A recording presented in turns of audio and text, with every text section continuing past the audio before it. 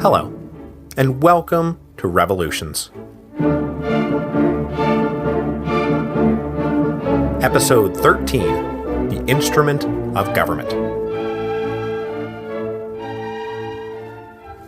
Last time, we saw two consecutive legislative bodies, the Rump Parliament and the Nominated Assembly, abruptly dissolved by men with guns. Despite his reputation as the slayer of parliaments, though, it doesn't really look like Oliver Cromwell was happy to see either go away. Well, I guess in the end he was happy to see them go away, but what I mean is that he probably had been hoping it wasn't going to come to that. But then it did, twice in a row. So the entire political system has once again crawled up onto the back of Oliver Cromwell. Luckily, John Lambert was right there with the instrument of government ready to go. On December the 15th, just 3 days after the murder-suicide of Barebones' Parliament, the instrument of government was adopted. On whose authority was it adopted? Look, it was adopted, okay? Does someone want to get Cornet Joyce in here to explain it to these people? The next day, in a sparsely attended ceremony at Westminster, Oliver Cromwell was sworn in as the Lord Protector of the Commonwealth of England, Scotland, and Ireland. But what did that mean? Well, let's get into it, shall we? Lambert's instrument of government is actually a pretty nifty piece of work. It was constructed in part from the remnants of the old heads of proposals, and grounded most especially in the theory of separated powers. Lambert had observed that any unchecked political power, whether in the form of a despotic king or a despotic legislature, had the tendency to become, well, despotic. This was one of the reasons both the Rump and the Nominated Assembly had become so onerous to so many people.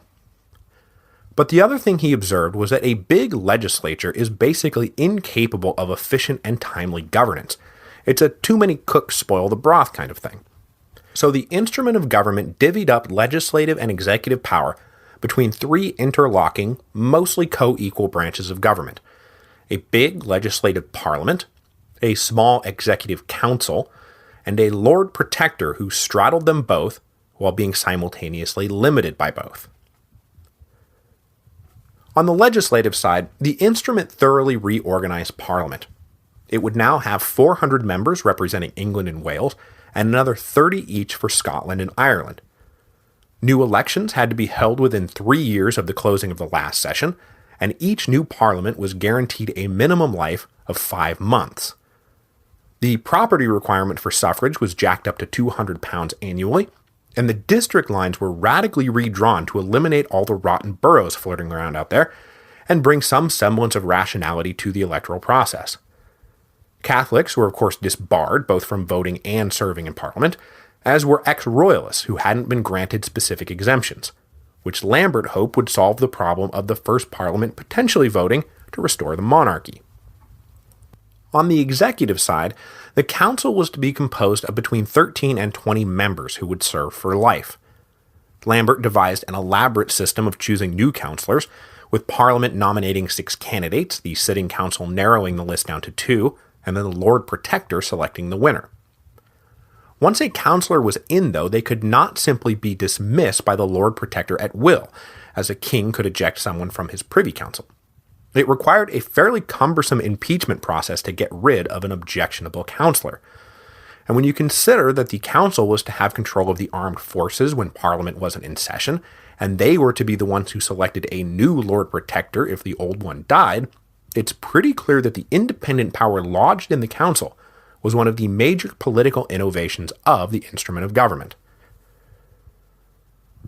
The office of Lord Protector, meanwhile, was designed to be a king in all but name, but not the kind of king King Charles I had aimed to be, more like the kind of king that Parliament had tried to make him, a sovereign whose power would only be wielded within a tightly constructed box. The Lord Protector, for example, was given a veto power, but it was far from absolute.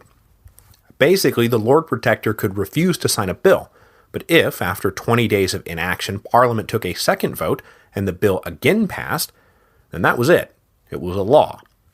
And there was no 2/3 requirement, just another majority vote. On the other side of the equation, the Lord Protector was the head of the Executive Council, But if Parliament was in session, and for example a question of military deployment came up, the Lord Protector was bound by the majority vote of his council, even if he disagreed with it. Now, the office wasn't just some empty figurehead, and it drew enormous influence by being able to serve both a legislative and executive function. But the Lord Protector is not an absolute dictator. The office does, however, lend its name to this particular period in British political history. We call it the Protectorate. The first Protectorate Parliament was to convene on September the 3rd, 1654, the auspicious anniversary of Cromwell's triumphs at Dunbar and Worcester. In the meantime, he would rule with his selected council temporarily, but then allow the new Parliament to ratify their decisions to give it all a nice veneer of legitimacy. So that takes care of England, but what about the other two-thirds of the Lord Protector's domains, Scotland and Ireland? We left Ireland when Cromwell sailed away back in April 1650, and then left Scotland when Cromwell chased after Charles II in August 1651. So where do these two now conquered lands stand in the Protectorate? To take Scotland first, after the defeat of Charles II at Worcester, the Rump had intended to simply annex the country, but like most everything else, they never got around to it. Some steps had been taken to align the country with England in preparation, though. The old feudal hierarchies were abandoned and replaced by a system where the Scots essentially governed themselves locally, but were answerable to English commissioners and judges. This was not so bad considering the alternatives, and the only really controversial bit was that the English imposed religious toleration. The hardcore Scottish Presbyterians were of course righteously ticked off, but most everyone else decided they could live with it, especially if it meant ending the military occupation faster. Scottish commissioners were then invited down to haggle over the coming political union, but the expulsion of the Rump put everything on hold.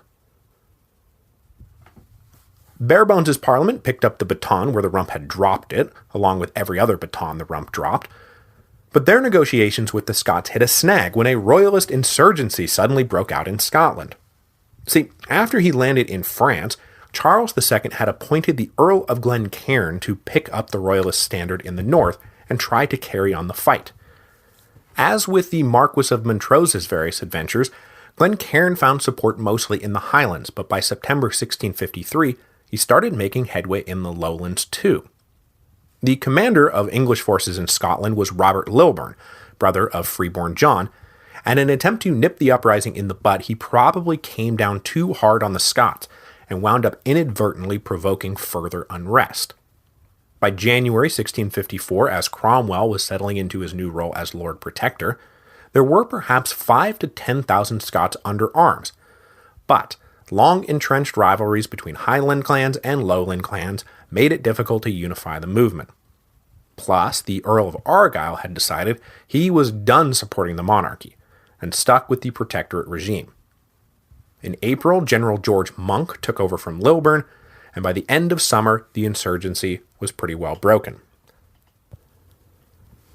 While Monck was putting down Glencairn's uprising, Cromwell and his council passed the Ordinance of Union, which abolished the independent Scottish Parliament. The Scots were now to be represented in a unified British Parliament under the terms of the instrument of government.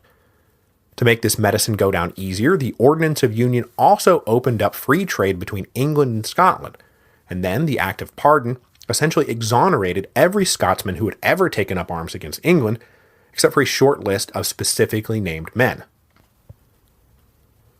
So now that General Monck is up in Scotland, from whence he will help restore the monarchy in 1660, I think it's high time we finally took a tangent and grappled with the career of General George Monck. He was born the second son of a bankrupt landowner, which pretty well meant that he had two available career paths, the military or the clergy. Monck chose the military, and as a 16-year-old volunteer, he served in the ill-fated Cadiz expedition of 1625, the one organized by Buckingham that we talked about way back in episode 1. 2 years later, he was back home and stabbed a sheriff to death who was coming after his father for debt delinquency. So, Monck skipped town and joined the ill-fated La Rochelle expedition, the one that we also talked about back in episode 1 that got people really super mad at Buckingham. From there, he He volunteered for service with the Dutch and wound up serving as lieutenant under Sir George Goring. He stayed in the Netherlands for 9 years until he got into an argument with his Dutch masters and resigned. He returned to England just in time to join the Bishops' Wars, and as you will recall from episode 3, he served as a colonel at Newburn and managed to withdraw the artillery in good order, one of the only not totally embarrassing things that happened at the Battle of Newburn. A few years later, in February 1642, he was one of the few soldiers actually shipped over to deal with the Irish Rebellion, before preparations for the First Civil War kept everyone else at home. He fought the Irish rebels until the cessation was signed in September 1643, that was in episode 6, and was preparing to ship off to fight against Parliament, but he pointedly refused to sign a loyalty oath to the king. So, instead, he was shipped off to Oxford to personally explain himself to Charles, which apparently he did, because the next thing we know, he's being sent off to help lead the troops coming over from Ireland. But of course, those forces were whipped by rising star Sir Thomas Fairfax, that was also episode 6, and Monck was captured. He would spend the remainder of the war locked in the Tower of London. He was released in early 1646 after swearing to faithfully serve Parliament, and was sent back to Ireland, where he became the commander-in-chief of the forces in Ulster. After fighting off and on for the next few years, he suddenly found himself isolated by the execution of Charles, which galvanized the enemies of Parliament in Ireland. He was forced to negotiate an unpopular truce with the Irish Catholics, and then, a few months later, was forced to abandon his position altogether and sail back to England, after most of his men deserted to the royal banner. This would have been right around episode 10. He was reprimanded by Parliament, but Cromwell was not one to lose a talented officer, and Monck was given command of a regiment, and then a brigade, during the invasion of Scotland. He was invited into Cromwell's Council of War, led an infantry brigade at the Battle of Dunbar, and was then left in charge of mop-up operations in Scotland after Cromwell and everyone else chased Charles II into England. That was episode 11. He finished off the conquest, including putting Dundee to a pretty brutal sack, but then resigned his commission when his health gave out. So that's the career of General Monck up to this point, right? Oh wait, no. After he resigned his health, he wound up getting named one of the 3 generals at sea for the Anglo-Dutch War, along with Robert Blake and Richard Dean, because even though he had no naval experience, he was a master of artillery. After Dean was killed and Blake was injured, Monck wound up in charge of the whole naval war, and was the mastermind behind the final victories in the summer of 1653. So that is the career of Monck up to this point.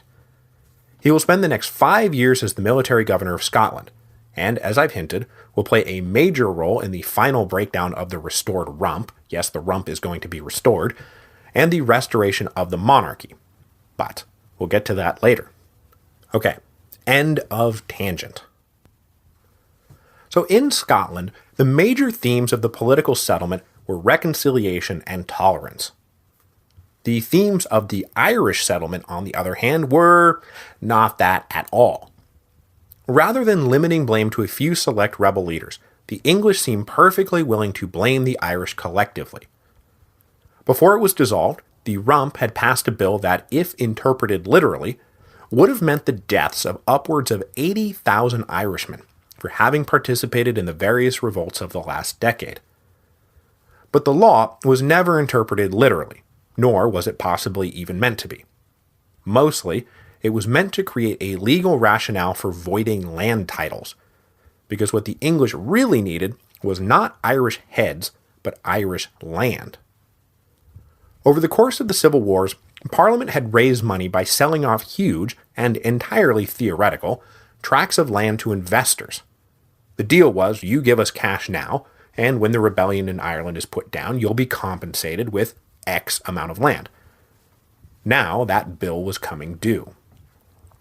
The other bill coming due was presented by all the English soldiers who had served in Ireland, in part because they had been promised land when they were discharged. So there were a lot of IOUs floating around out there when Cromwell inherited the problem in 1653. The 2 big questions facing Cromwell and his council were, first, is the confiscated land going to be spread all over Ireland, or concentrated in one specific area? And second, what do we do with the Irish currently living on the land? Were they going to be rounded up and moved, or would they be allowed to stay? In September 1653, Cromwell gave his assent to a bill that answered these questions. The seized land is going to be concentrated in one spot, specifically 10 contiguous counties around Ulster, that hotbed of rebellion, which was now on its way to becoming the Northern Ireland we know and love today. To facilitate the transfer, dispossessed Irish landlords were going to be removed en masse to the county of Connaught. The question of what to do with the Irish commoners took a little more time, but in 1655 it was decided they could either follow their lords to Connaught, or if they wanted to stay behind, that was cool too. Goes without saying, of course, that when conquered Ireland was folded into the instrument of government, that the only men who enjoyed suffrage came from this new English landlord class. Ireland would be represented in the Protectorate Parliament, just not by, Irishmen. While everyone waited for that first Parliament to meet, Cromwell and his council tried to get the ball re-rolling on some of the stalled domestic reform measures, including laying out a new established church, discharging rotten ministers, and strengthening national finances by consolidating all revenue into a single treasury. But the big issues during the parliamentary interregnum were in foreign policy. Specifically, concluding a treaty to end the war with the Dutch. But more broadly, Cromwell had developed a vision for a tight union of Protestant nations, and he wanted to use the treaty negotiations with the Dutch as a springboard for that larger goal. In April 1654, the nice and vaguely worded Treaty of Westminster was signed by the English and Dutch. It contained none of the punitive measures that previous English negotiators had demanded. It did, however, contain an agreement that neither country would harbor the enemies of the other. This was far more important to the English than it was to the Dutch, because exiled royalists had settled in Holland in great numbers. Indeed, their presence and budding alliance with the House of Orange had been one of the sub-causes of the recent war. Cromwell also got a clause inserted that disbarred the 3-year-old Prince of Orange from holding the office of Stadtholder, or Captain General, which was designed to keep the Royalist House of Orange from wielding official power in the United Provinces. Now that is interesting to us, of course, because in about 35 years, the 3-year-old Prince of Orange will be all grown up and accepting an invitation from the English Parliament to come over, lead the Glorious Revolution, and become King William III. After the treaty was signed, Cromwell was able to orchestrate commercial treaties with Sweden and Denmark, but that was about as far as his dream of a Protestant union got. As it turned out, everyone was pretty nervous about the long-term ambitions of this newly militarized English protectorate, especially since it was in the process of annexing Scotland and Ireland. Nobody wanted to be next on the list. On September 3rd, 1654, the first Protectorate Parliament finally convened. Cromwell was hoping that after his experience with the Rump and the nominated Assembly, that the new Parliament would get the country back on track. Unfortunately, as we are about to see, third time was not, in fact, the charm. The composition of the Parliament was a mix of rookies and veterans. About half the new MPs were serving in government for the first time, but 125 had served at some point during the Long Parliament, 55 had served in Bare Bones' Parliament, and another 18 were regicides. Cromwell opened the first session with an address calling for political healing, but as soon as he took his leave, a clique of veteran MPs led by Sir Arthur Haselrig got started on a project to completely undermine the instrument of government. Haselrig, you see, was a parliamentary absolutist. He did not believe that any power should, or even could, limit the authority of Parliament. He wasted no time corralling all the rookies and explaining to them just how powerful they really were and how illegitimate the Lord Protector and the Executive Council were. So straight away, the first Protectorate Parliament started doing whatever it felt like. Haselrig led off with a bill to establish a national church that would suppress all dissenting sects, striking at the very heart of the independent consensus that had emerged after the Civil Wars. Then he opened up the floor for debate on the instrument of government itself. A Parliament had of course been given the right to ratify any bills or appointments made by Cromwell and the Council over the course of the last 9 months, but at Haselrig's instigation, Parliament took that to mean the instrument of government itself was subject to the same scrutiny. So, they started editing it, clause by clause. The Executive Council would not serve in perpetuity, but be renewed with each Parliament. The Executive Council would not have a share in any military authority. Basically, they started crossing out anything that made the Executive Council a co-equal of Parliament. Just 9 days after he had implored them to act in the name of political healing, Cromwell had to come down to Westminster and lay down the law. He told them that, yes, it is your right to argue about practically anything you feel like arguing about, but there are going to be a few things that are officially beyond your jurisdiction. First, power is going to be split between the Lord Protector, his Executive Council, and Parliament. No one is above any of the others. Got it? Second, you can never vote to extend Parliament in perpetuity. Third, liberty of religious conscience is going to be a thing, so get over it. Fourth, joint military control is also going to be a thing, so get over that too. Cromwell then presented them with a declaration summing up these principles that everyone had to sign. Hazelrig, of course, refused to put his name on it, and was forced to withdraw from Parliament, which for Cromwell was just as good as getting him to sign the declaration at all.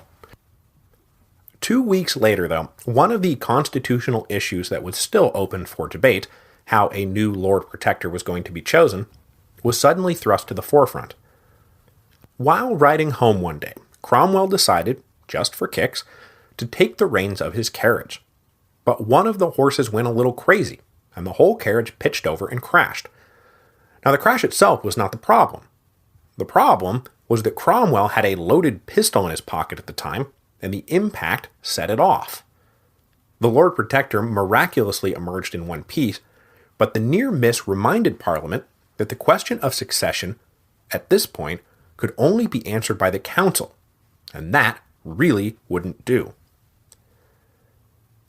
By January 1655, it was becoming clear to Cromwell that Parliament was not in fact interested in honoring the power-sharing framework of the instrument of government, so much as undermining it completely by gathering up all power for themselves. Confirming Cromwell's suspicions, Parliament put together a series of amendments to the instrument that, among other things, gave Parliament, not the Lord Protector, the final say in who would serve on the Council, gave Parliament, not the Council, the right to select the new Lord Protector, and that signed declaration or no signed declaration, they weren't going to share military authority with anyone.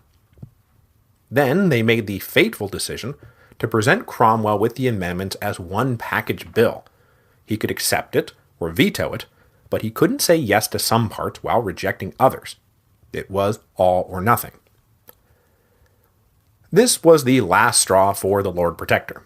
Clearly, Parliament just didn't get it. But he had a problem. According to the instrument of government, which he was defending so vocally, a Parliament must sit for at least 5 months before it could be disbanded. Believing that any delay in dissolving them would only invite further mischief, Cromwell came up with a brilliant and transparently devious idea. The instrument said 5 months, right? But it didn't say what kind of months. Okay, well, how many kinds of months are there? Oh, there are 2, solar months and lunar months, which are shorter. So, on January the 22nd, 1655, exactly 5 lunar months since the first session of Parliament, Cromwell strode into the chamber, spent 2 hours denouncing the whole lot of them, and then declared the first Protectorate Parliament dissolved. It didn't take men with guns to clear out the MPs this time, though it did lead to the direct rule of men with guns. Next week, Cromwell will take yet another crack at trying to devise a system of government for Britain. Though the instrument of government would remain in force, the second Protectorate Parliament would not be called until September 1656. In the meantime, power would be wielded directly by a group of major generals, operating through an administrative framework invented by Cromwell out of whole cloth.